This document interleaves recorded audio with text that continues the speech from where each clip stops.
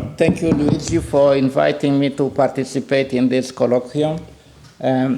My approach is going to be somewhat different from the papers that we have attended this morning, in the sense that I will assume a diachronic orientation and then focus more on typological changes in the emergence of creoles than the kinds of detailed analysis of the cartography that we have attended so far. The revitalization of the scholarship on Creole language varieties has brought to center stage the role of language contact in language change and language speciation. And my approach is uniformitarian in the sense that I assume that the same restructuring processes can apply to any language under similar ecological conditions. And by ecological conditions, I mean anything outside language that affects the behavior of speakers or signers, and then can lead them to interact in specific ways. And something that is very central to this is what is known in population studies as population structure. And that means, for instance, whether or not the population is integrated or segregated residentially, and to what extent segregation, if that is in place, affects how people interact with each other, and whether the power relations are egalitarian or subjugating, and who are the people that are likely to make accommodations to which other group, and which population is majority, and how do you get to that majority, and so forth. I will not be getting into all these details, but this is just in order to give you an idea. Usually when I talk about this aspect of creoles, I also invoke economic dynamics that are very critical in the ways that a population is structured, especially in a contact setting. So a great deal of attention has been directed both to how structures of creoles and pidgins differ from those of the languages that we call lexifiers, or the languages that the subordinate group had to learn in the contact setting, and also to causes of the structural changes, and that's where I invoke population structure or ecology. Substrate influences claim also center stage in competition with the role of common processes of second language acquisition and that of universal grammar through the agency of children in the emergence of creoles. And the role of children that was really promoted by Derek Bickerton, who claimed that creoles started as pidgins, and then the pidgins were grammarless, and the children, by some process of what I call coup d'etat, sarcastically, would say our parents were too stupid to, make up a language for themselves, so we'll make one for them. But otherwise, a lot of people have recognized that adults contributed to the emergence of creoles or pidgins, and everybody that communicated was really involved. In order to understand this, you have to give up the tradition of thinking that a language is transmitted vertically from the caretakers to the children. That is an epiphenomenon. Language is just transmitted horizontally. So regardless of age, and there are populations in which children are actually mothers for their parents, and parents are learning a number of things from children. That happened to me in the United States, where I attended school really based on what I can call scholastic English, and then my child was born, and I would go to several birthday parties or host birthday parties, and hear the children speak in a different way, and I would learn vernacular variety of English really to be able to socialize with everybody else that was not an academic, so that not worry. And nowadays, Creoles have been polarized between Creole exceptionalists and uniformitarianism. Exceptionalists in the sense that since the 19th century, people have generally assumed that Creoles are some sort of deviation from the normal, between quotation marks, in which languages have usually evolved, and the critical factor was contact.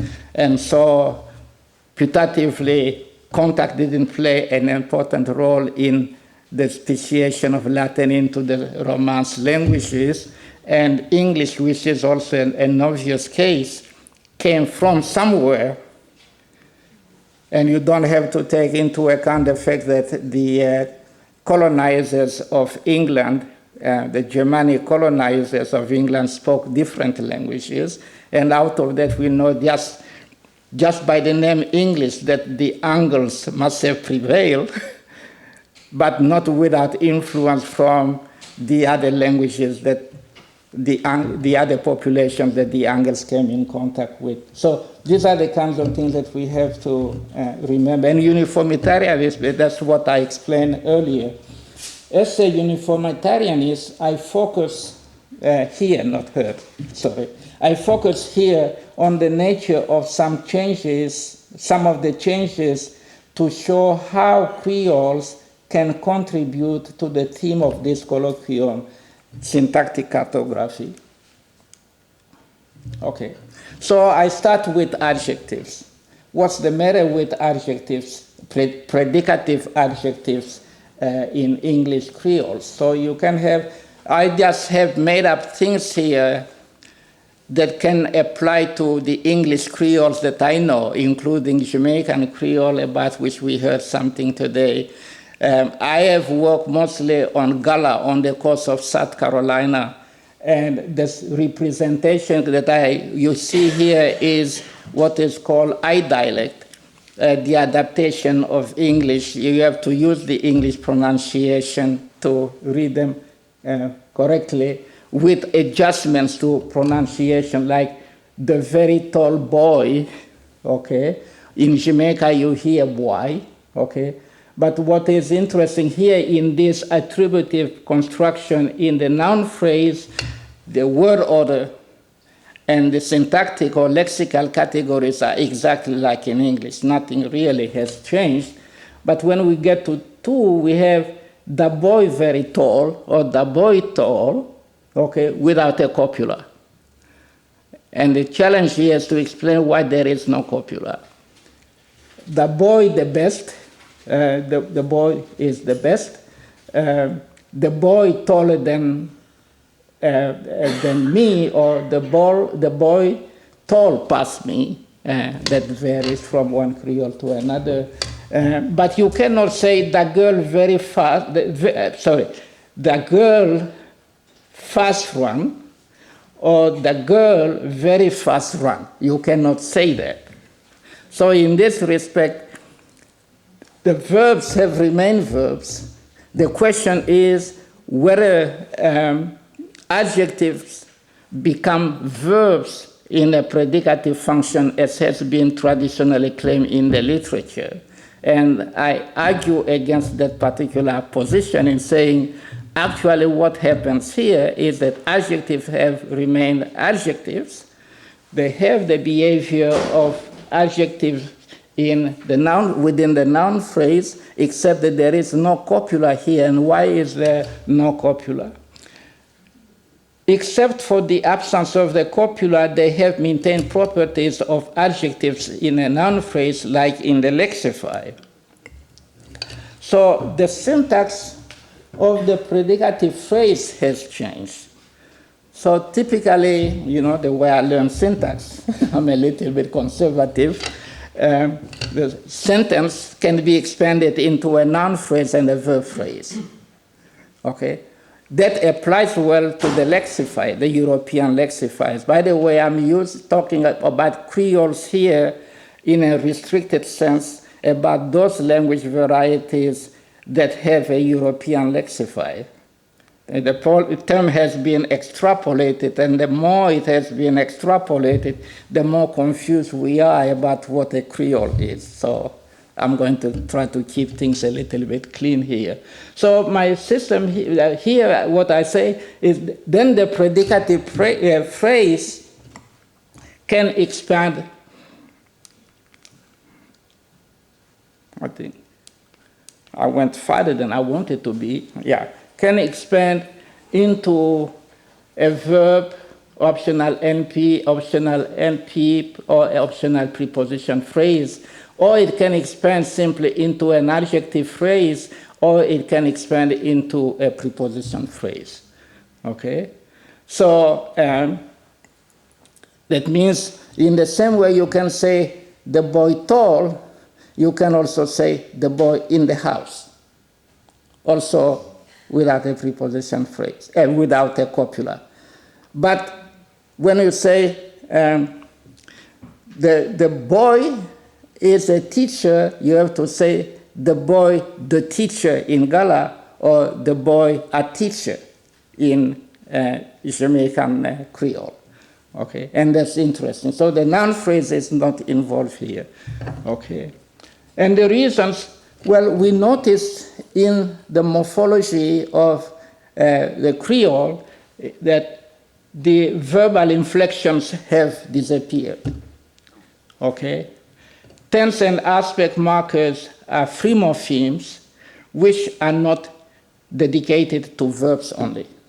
Okay? And what I want to argue is the reason why there is a copula in the lexifier, because there are constructions in which you need something to carry the tense or aspect or mood inflections. But when you don't have that kind of restriction anymore, then nothing really keeps you from using the same TRM markers for tense aspect mood markers for adjectives too, or for prepositions and the like. Okay? And example here for tense, the girl been run very fast.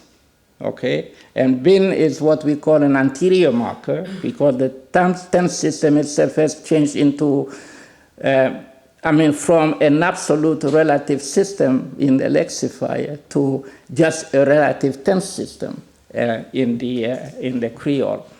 And the boy been very tall, and that's fine. The teacher been in at the house, and that is what you get, they behave in similar ways. Okay. And what we see here is that because there are no inflections, verbal inflections, and the marker of anterior is just a periphrastic morpheme, and the marker of aspect there, de in Gala, but de in Jamaican Creole, is also can be attached to any one of those. For instance, if I said the boy that tall, does not mean the boy is tall. It means the boy is emerging now as tall. Okay, if you think that Creoles have simplified things, think twice. There are nuances in Creoles that you don't find in the lexifier, and that is quite interesting. Okay, so there are more reasons, and they come from substrate languages in which most of, which is not, if not all of them, the category adjective is either non-existent or underdeveloped. By underdeveloped I mean you find a small set of items, and later on I'm going to say the syntactic category is indeterminate, that you can really call adjectives. But in many other cases, things work differently. Things that are expressed by adjectives in the lexifiers are expressed by verbs, very often inflected in the progressive, or very also in the perfective. Should say perfect, not perfective, in the perfect. So Kikongo Kituba is one of my mother tongues, the one that has suffered with less attrition than my ethnic language, Kiansi, so I chose the examples from Kituba, Kikongo Kituba. Maria Ke Bella.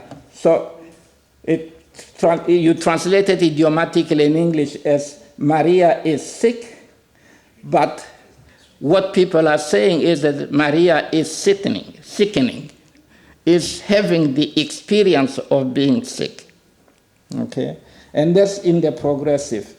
Or you can have a commutative construction, Maria ke nakimbefo, or Maria ke namalari. And now I have glossed it as a connective because it's something similar to of in English. You can find it in a variety of constructions. There is no specific meaning associated with it. Other elements in the sentence help you determine how to interpret the construction. Okay? On the other hand, you can have Yayake Ngolo Mingi, and Ngolo means strong and Mingi means much. And this is something that is similar to a construction in the lexifier with a copula. Okay? But you can also say Yayake Nangolo Mingi. That means my elder brother has a lot of strength. Okay, so Ngolo is kind of, depending on how you want to look at it, it's probably a noun, it's probably an adjective, or it's something in between. It's ambivalent. Okay. The membership of the items that can be considered as adjectives is typically very small in the substrate languages. And based on the examples presented here, one can say they fall in the indeterminate category. Okay. And the substrate influence shouldn't be ignored regarding the grammatical change in Creoles, even though what is interesting, the Africans who didn't have adjectives in their languages have acknowledged something in the lexifier that is an adjective. But when the adjective has a predicative function, there is less pressure on them to use a copula and have a verb phrase. So here we go into an isolating morphosyntax of the kind that you can find in Chinese, for instance. Some of these properties where in Chinese the adjective has a predicate phrase without a copula, where a preposition can have a predicate phrase without a copula and the like. We are dealing here with a case of typological realignment from inflectional to isolating morphosyntax, which accepts categories other than the verb to have a predicate phrase, like adjectives and preposition. English itself is also a contributor to this, because in small clauses, you say, they caught him hands in the bag. So hands in the bag is the small clause, and there you don't have a copula in this particular case. Okay? More than the restructuring of the predicate phrase, loss of verbal inflections made it difficult to distinguish between the gerund and the infinitive, because there are no more markers. As a matter of fact, the finite, non-finite distinction has been erased from Creole grammars. If you think that the finite, non-finite distinction is based on the morphosyntax and not on the semantics or anything. Okay, and that's what I assume. Though an alternative one was adopted between clauses subordinated with for, to, or the complementized say that you find only in English Creoles, and there is no counterpart of that for say in French Creoles. And the reason I assume is that in English, when you actually listen to discourse in non-standard English, a lot of people like the quotative reported speech. And he told him, said, and he asked him, say, and you hear these things in non-standard English, and that has influenced this. In French, I don't say, il a dit, il dit, or il a demandé, il dit. You don't hear that, and that explains why French Creoles don't have the counterpart of that construction. But what is interesting here too, so you hear, James tell me fecam, or in some other Creoles, ficam or focam, depending on the Creole, and James tell me say come. So, and James told me come, or James tell me again come, without say. And in 14, what you get is a serial verb construction. Okay. And serial verb construction is recognized not so much by opposition versus subordination versus non-subordination, it's more in terms of how verbs are sequenced without a grammatical morpheme between them. Okay. Although English has SVC-like, serial verb construction-like, for instance, go get the book or come get the book, SVCs have increased and diversified in Creoles, and you find things such as Jim go hunt, jump, you see the translation there, and I meant Jane, but anyway, John swim across the river, and Jane swam across the river. In French, you have alternative ways. Jean a traversé la rivière en nageant, or Jean a traversé la rivière à la nage. Is that acceptable, Anne? Thank you. Because I had an argument with my wife about the contraction. It said par la nage or avec à la nage. Okay. And Laurie take knife, cut the meat. Laurie cut the meat with a knife. Please bring your car, come carry me to the hospital. This, I heard it in Gala, somebody was speaking, okay, for please come and drive me to the hospital, okay.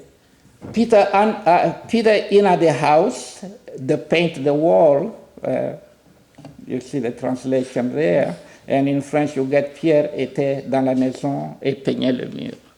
Okay, and the conclusion here is that the same information can be packaged morphosyntactically in different ways, and different languages develop different strategies, and this is where you find the cultural dimension of language evolution.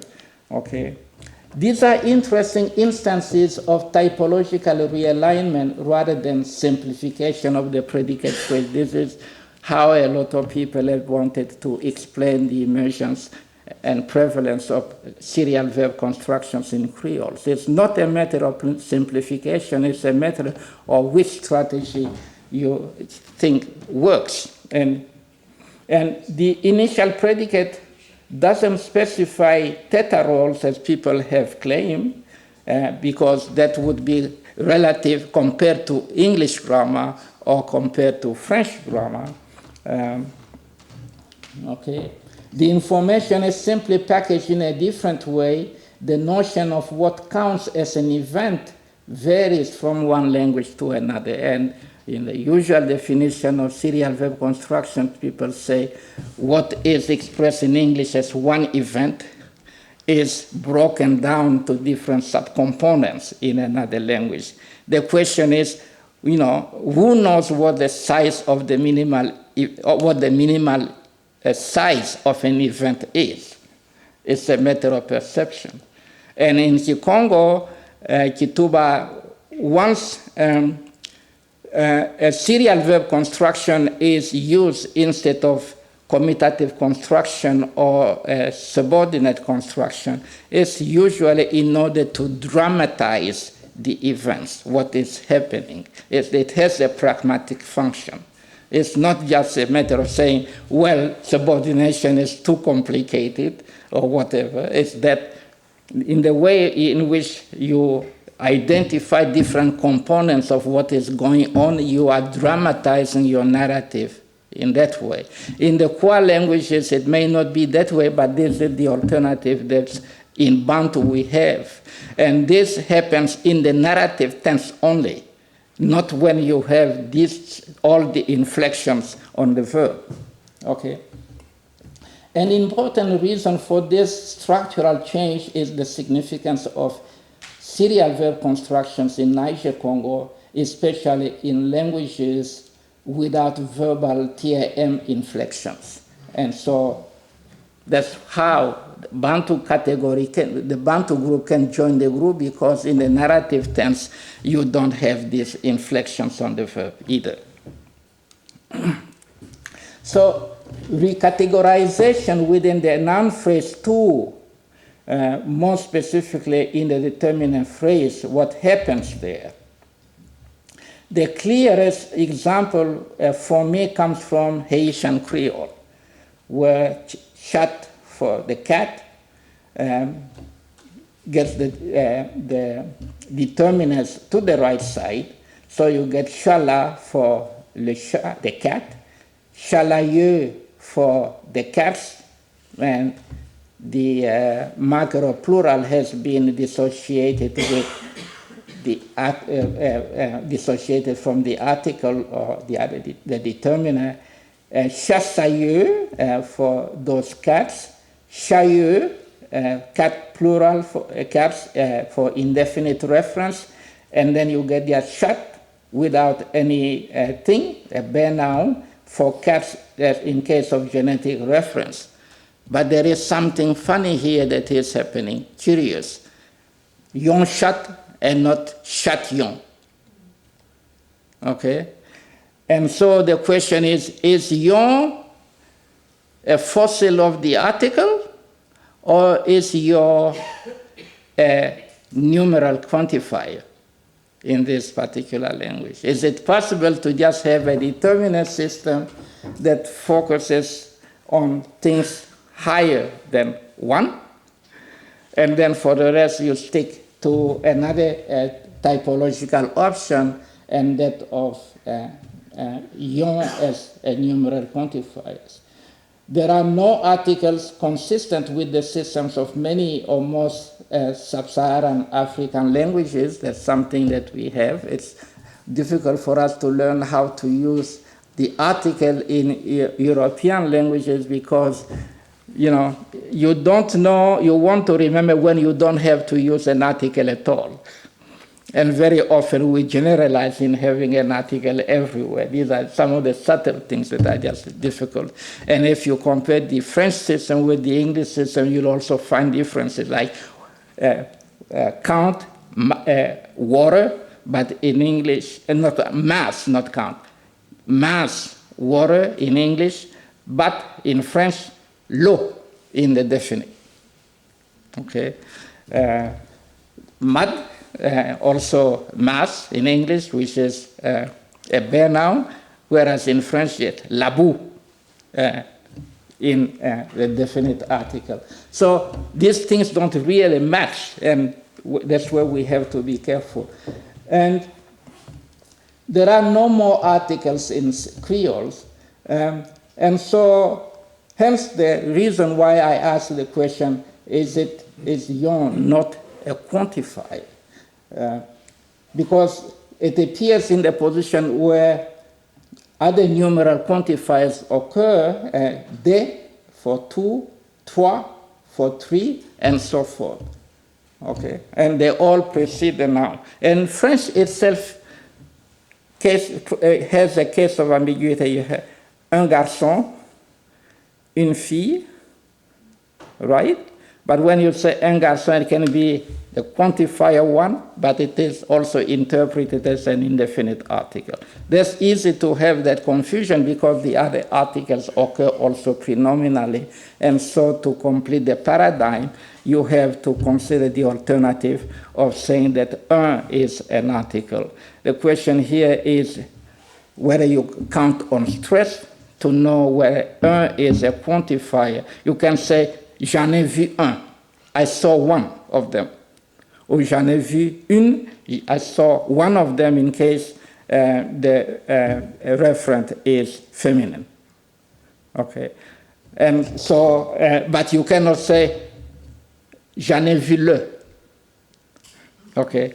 We suggest that un is behaving more like a quantifier because you can also say, j'en ai vu deux, et j'en ai vu trois, and so forth. These are the kinds of things that we have to bear in mind. In general, quantifiers precede the noun in Haitian Creole, as in avec un peu l'amour. Okay? In English Creole, the article has been maintained in the same prenominal position, while it's clear that they have a definite article. It is less clear that there is an indefinite one, why you can say the boy or boy, or the boy, them, for the plural, but you say one boy. Okay, I think it's only Gala that uses a, but the other Creoles that I know use one instead of the a.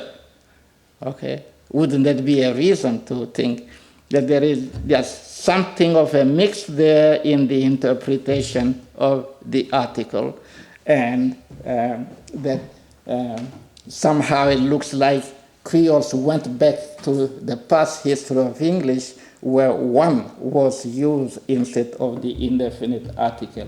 Substrate influence appears to be the explanation again for this peculiarity, because, especially since the substrate languages, as I know, don't have articles. Okay. There are markers for definiteness, and there are determiners of other kinds, but not the article, as it is known in the European lexifiers. Creole grammars, I was doing this in a hurry. Creole grammars are outcomes of hybridization from the contact feature pools, where what happens is that from different languages, you have these different features that seem to be competing for the same functions. And there is something that is going out there that can help us explain how Creole grammars emerge. And this is when you have to go deeper into the ecology of language contact to understand the dynamics. And of course, see, for instance, whether there are factors such as salience, such as regularity, or whatever, such as convenience to the people that are learning the new language. You get a lot of these divergence when the group of speakers, heritage speakers of the lexifier is very small, there is segregation, and that the other population, because they are multilingual, have found it convenient to communicate among themselves in the lexifier, but in the process they have modified it. Okay. Are Creoles unique or exceptional in having typologically mixed systems? In a way, I'm indirectly referring here to the work of Joseph Greenberg in the 1960s, when he pointed out that languages are not usually typologically consistent. Okay, so where you have a determiner preceding a noun phrase, you would also expect the inflections for tense, aspect, and mood to precede the verb, but that is not always the case. That is quite interesting. Or you can have large, in the case of agglutination, a different constituent order in the agglutinated verb than in the larger sentence, where you have, for instance, SVO, okay, for the larger sentence, but in agglutination you may have SOV, or you may have a different kind of order, and these are things that we have to reckon with. And this you find it more, for instance, in Austronesian languages, where in the agglutination system you have the SVO, but for the larger sentence you may have VSO, or a different kind of word order. And how do you account for these kinds of things? So substrate, and what in checking the literature, I noticed that both Celtic and Germanic languages have articles, but Latin didn't have articles. Okay, where did the article come from?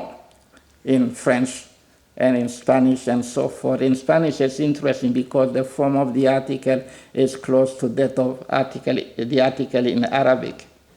Okay. But the Latin had a longer history with the Celtic languages before the Franks came to colonize Gaul and brought in their own article system.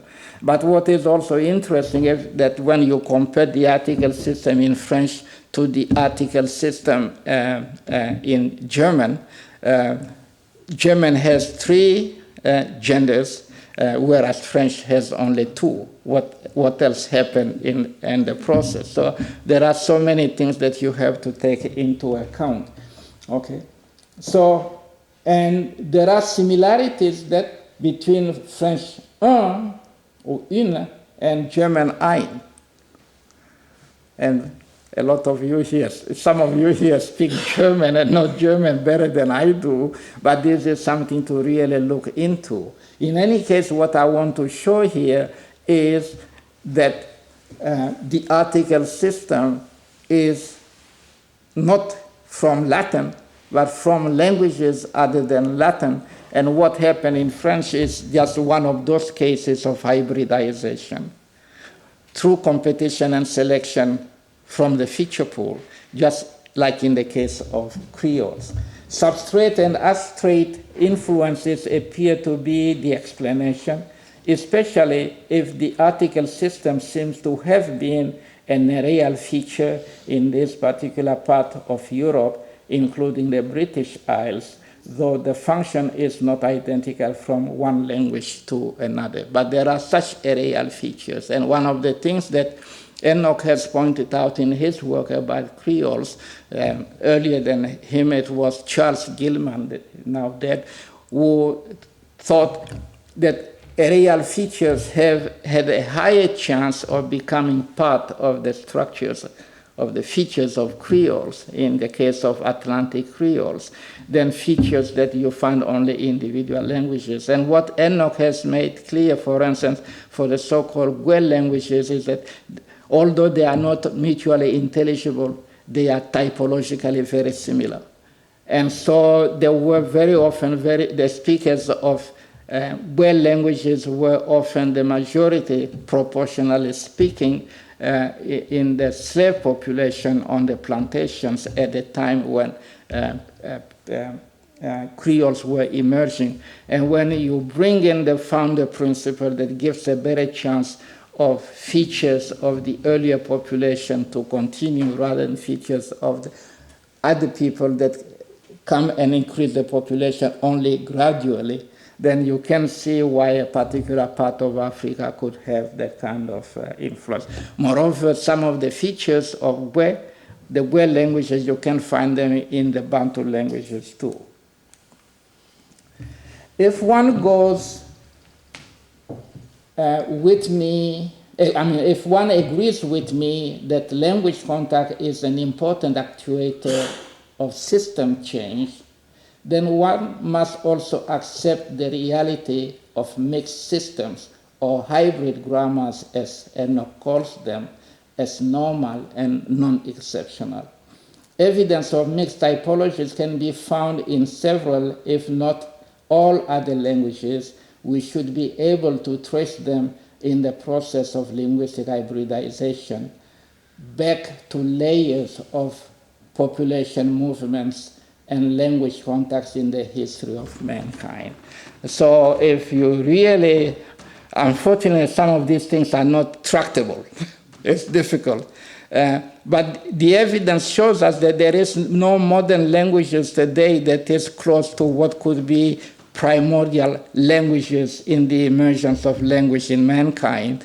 And since the exodus out of Africa, where you pay attention to history for the last 10,000 years or so, you notice that we have been colonizing each other over time and so forth. It's not just the Europeans that came to colonize the world. This is the last layer, one of the last layers. The Bantu had done it already since 5,000 years ago in getting into the territories once inhabited by the Pygmies, the Khoi and San populations. And we know that these languages have influenced the structures of Bantu languages, and you cannot explain the diversification of Bantu languages unless you recognize the role of these other populations that the Bantu population came in contact with, and then subsequent contacts among the Bantu people themselves. And for Indo-European, it's a similar story. The Indo-Europeans or Proto-Indo-Europeans didn't disperse all over Europe in uninhabited territories. History shows us that they displaced other populations. And we learn more about it by paying attention to the Roman Empire, for instance, what happened and what is the consequence of that particular expansion. And so this should be, I think, the default rather than the exception, that population movements and contacts, are the drivers of some of these changes. And in many cases, then we are going to find we can account for typological non-uniformity within the morphosyntaxes of these different languages. This is what I would like to claim as my contribution to the cartography of syntax and so forth. And thank you very much for your attention.